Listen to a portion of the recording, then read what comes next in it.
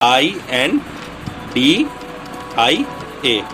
ठीक है ना। तो इंडिया बोले तो लैंड ऑफ अपॉर्चुनिटी, क्या कि यहाँ पे इतने सारे लोग हैं जो सिर्फ एक ही चीज़ के बिलीवर है कि आज का पेट भर गया ना, अपना काम बनता तो भाड़ में जाए जनता। और ये बिलीवर है ना, ऐसे बिलीवर्स के बीच में एक स्मार्ट एंटरप्रेन्योर बहुत जल्दी राइज कर सकता है, ये पॉसिबिलिटीज़ बढ़ जाती है। तो आपके लिए बहुत ज़रूरी है कि आप एक स्मार्ट एंटरप्रेन्योर बने, और शुभ वरदान की जो व्यवस्थाएं हैं वो आपको एक स्मार्ट एंटरप्रेन्योर बनने के लिए पूरे रास्ते देता है। तो प्लीज़ देर ना करें, अपने आप पे भरोसा करें, और अगर आपको हमारे पे भरोसा है तो तुरंत ही इन्वेस्ट करें और कमाल करने के लिए आगे बढ़ें। डियर फ्रेंड, हम लोग यहाँ समझ रहे थे गिग इकोनॉमी, अगर हम इसको ऐसे बोलते हैं कि ये एक हमारा कार्य क्षेत्र है, ठीक है ना, ये सर्कल हमारा कार्य क्षेत्र है, तो गिग इकोनॉमी बस कुछ इस तरह से ही होता है ना। कुछ सर्टेन छोटे छोटे जो प्रोफेशनल्स होते हैं, जैसे सिंगर है ना, म्यूजिशियंस है ना, जैसे बैंड पार्टी, कैट जो ना, वो बाकी इस तरह के जितने भी हैं, फूल वाला, इस तरह की चीज़ें जो है ना, जो कर पाते हैं, वो जो ओकेजनल उनको काम मिलता है, एक बड़े काम का एक छोटा हिस्सा जब होते हैं, तब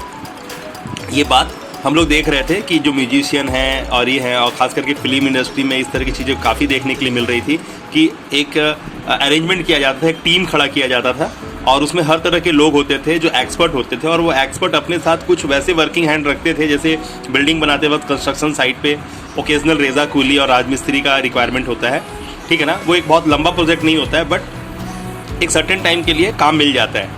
अब ये बात जो था, अब तक तो देख रहे थे ये गिग इकोनॉमी इसको बोल रहे थे, मतलब गिग इसको बोल रहे थे, लेकिन अब टोटली गिग इकोनॉमी की जब बात आ गई तो अब टोटल मैं बता दूं कि अब जब 2022, ये समझ लो कि आप इसका जो 15% या 10% अंश देख रहे हो, आने वाला जो पूरा भविष्य है ना, पूरा भविष्य गिग इकोनॉमी पे ही काम करेगा। अब आपको परमानेंट बोलने से कुछ भी नहीं मिलने वाला है,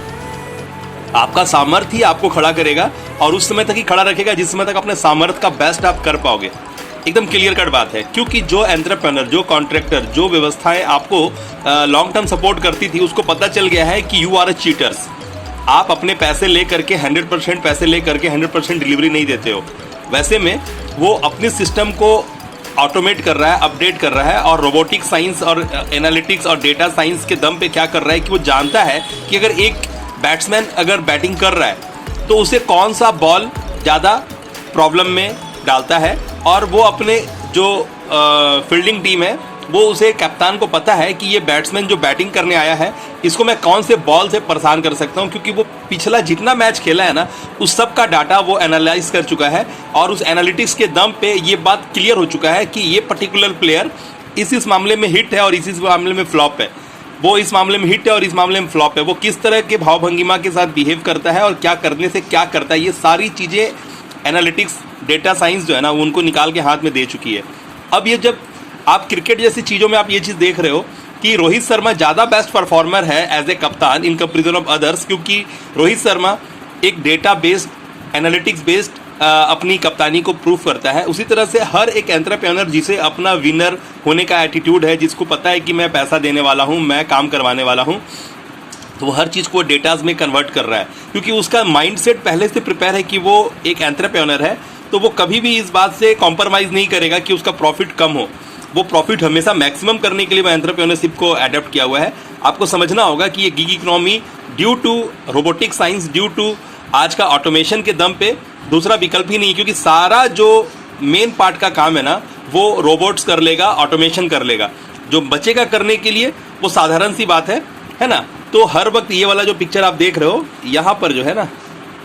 यही आपकी स्थिति रहेगी, यही इकोनॉमी जो है ना, इस पर्टिकुलर मान ली फूल वाला, ये बैंड पार्टी वाला, ये सिंगर, आपको पता है सिंगर की अवस्था क्या है मार्केट में। सिंगर को जो म्यूजिक कंपनी है, टी सीरीज, टिप्स, HMB, इस तरह की जो भी कंपनियां है ना, वो उनको वो पैसा नहीं देती है जो पैसा आपको लगता है कि वो कमाते होंगे, उनका मतलब मेन ब्रेड एंड बटर होगा। एकदम ही नहीं, एकदम ही नहीं। एक सिंगर सिर्फ कमाता है अपने गाने के हिट होने के बाद, जब उसके स्टेज शो होते हैं ना, सिर्फ उससे कमाता है। और ये टी सीरीज वाले, टिप्स वाले और HMB वाले, ये सारे लोग इनको पैसे देते ही नहीं है, उल्टा इनसे पैसे लेते हैं। बात समझिएगा बहुत गौर से, क्योंकि इनका प्लेटफॉर्म जो है ना, ये इस लेवल पे नर्चर है कि जब तक यहाँ पर ये इनको एक प्लेटफॉर्म मिलता है, जैसे कि आप टी सीरीज़ का यूट्यूब पे जाके देखो, आपको बहुत ज़्यादा सब्सक्राइबर मिलेंगे, और उसी तरह से इनका एक अपना मार्केटिंग स्टंट है, मार्केटिंग का अपना एक दायरा है जहाँ पर इन्होंने अपने आप को स्थापित कर लिया। अब जिनको अपने आप को पॉपुलर करना है ना, वो इनके पास जाते हैं, ये इनसे कोलैब करते हैं। तो एकदम क्लियर कट बात है कि ये टी सीरीज वाले ऐसा क्यों कर रहे हैं, या फिर म्यूजिक इंडस्ट्री ऐसा क्यों कर रही है कि म्यूजिशियन जो सिंगर्स हैं उनको पैसे नहीं दे रही, उल्टा उनसे पैसे ले रही है। आपको समझना होगा इन सारी बातों को कि जो फिल्म में गाना गाया जाता है वो लगभग फ्री में गाना पड़ता है, उनको वो रेस्पेक्ट नहीं मिलता है। अगर वो रेस्पेक्ट मिलता है तो देयर इज सम बोलते हैं ना कि उसमें बहुत सारे फ्लॉज हैं जिसको वो सेटिस्फाई करने में उनके पैसे 100 रुपीज़ अगर उनको मिल रहे हैं एज ए रेमुनरेशन, तो 130 रुपीज़ 140 रुपीज़ उनके इन्वेस्ट हो जाते हैं। ठीक है ना। तो आपको बहुत सारी चीज़ें अंदर की जो नहीं पता है ड्यू टू क्योंकि आप अपनी दुनिया के बादशाह हो, और वो बादशाह जो किसी काम का बादशाह नहीं है।